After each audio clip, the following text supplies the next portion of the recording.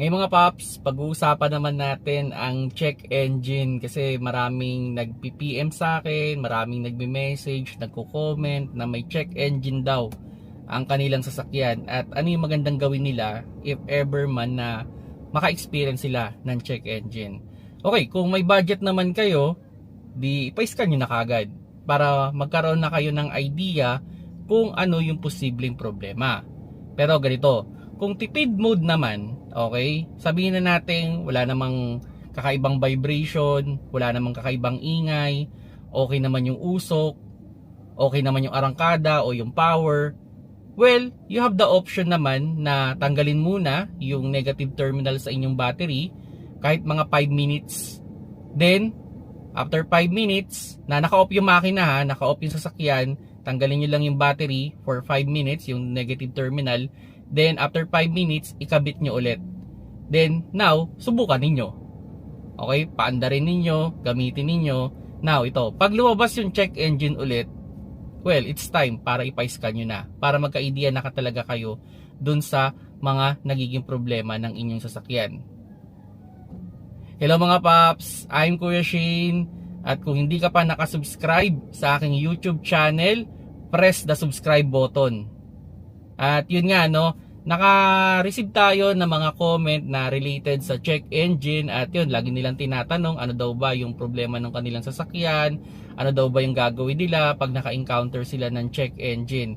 Well, ito yung pinaka-advice ko nga no, kung may pera naman kayo at may pagkakataon naman kayo makapasyal sa mga shop na trusted ninyo, ipa-scan ninyo. Kasi ang ano naman dyan, pag in-scan naman dyan, magkakaroon na kayo ng idea kung ano ba talaga yung problema. Kasi baka naman ang naging problema lang naman ng inyong check engine is nagulat lang siya. So pag ni-reset, pwedeng mag-okay na. Pero it's still under observation pa rin. Okay? O pwede rin naman na mayroon lang naputol na wire, 'di ba? Halimbawa, nangatngat ng daga or ng aso or ng hayop, naputol. Then pag kinabit naman, okay na ulit, wala nang problema. May mga pagkakataon naman na sensor lang naman yung problema. So, pwedeng mura lang naman yung sensor na putol or nasira. So, pag pinalitan mo, okay na rin naman. Pero syempre, hindi naman lahat ng porket nag-check engine siya, walang problema. Halimbawa, talagang walang problema yung wiring, walang problema yung sensor, pero may nadidetect na problema yung sasakyan, mas better na ayusin natin kagad para hindi na lumaki yung problema. Isa sa pinaka-common na check engine ngayon na na-experience ng mga car owner is yung kanilang oxygen sensor.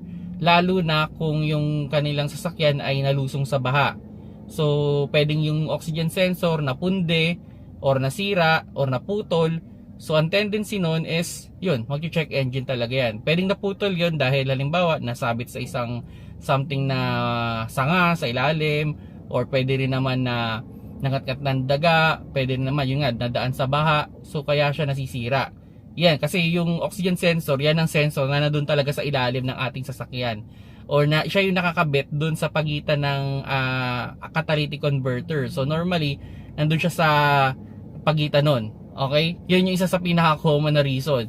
Well, may mga ano naman, may mga scanner naman na mura ngayon. Actually, yung ibang scanner nga ngayon below 100 meron ka na eh. I-ano mo lang, ko-connect mo lang sa phone mo via Bluetooth, then mai-scan mo na yan.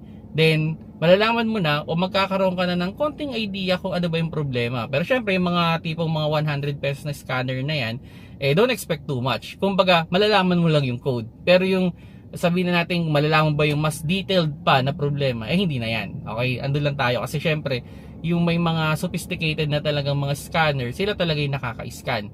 Pero ito yung pinaka-reminders ko, no?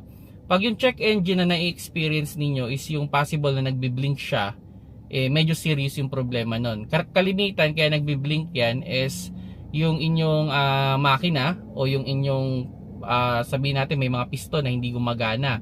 Like may problema kayo sa ignition coil, spark plug, or injector. Okay? Kumbaga palyado yung makina. Ito, syempre, kailangan nyo ipagawa na yan kasi makulang na sa power yan. Pag sakali, pag naging palyado yan. So, pwedeng palitan mo yung spark plug, ignition coil, or yung injector, papalinis mo or papalitan mo para maayos mo na yan. Pero, yun nga, pag ganun, huwag nyo rin ipilit itakbo. Kasi, pag naka-steady lang yung check engine, pwedeng minor pa yung issue kasi kulay orange naman siya eh. Kasi ang serious na issue talaga is pag kulay red, yung mga error sign. Pero pag yellow naman, medyo, or yellow or orange, hindi naman masyado. Pero still, kailangan pa rin bigyan ng attention. Pero pag yan ay nag-blink, ayun na, kailangan mo na talagang ipagawa yan. Kasi nga, merong problema, ay merong serious na issue yung inyong sasakyan. So, yun, ang pinaka-advice ko dyan, kung sakaling nagkaroon man kayo ng check engine, pakiramdaman nyo muna yung sasakyan ninyo. Kung wala naman talaga kayong napapansin na kakaiba, siguro yun, pwede na kayo mag-undergo nung tinatawag nga natin na mag-reset na lang tayo. Actually, yung mga yung mga mumurahing scanner, kaya rin niya mag-reset.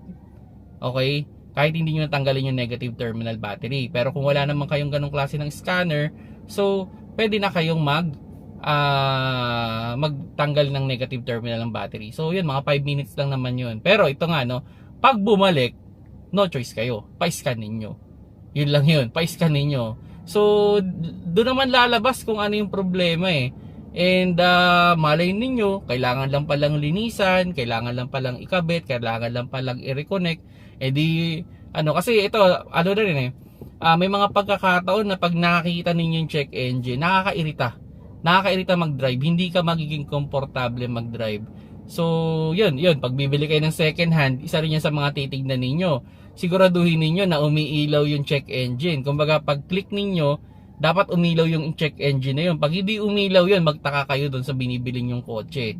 So yun yung pinaka-reminders ko kung bibili naman kayo ng second hand, Kumbaga pag start ninyo, check ninyo, okay, may ilaw ba yung check engine?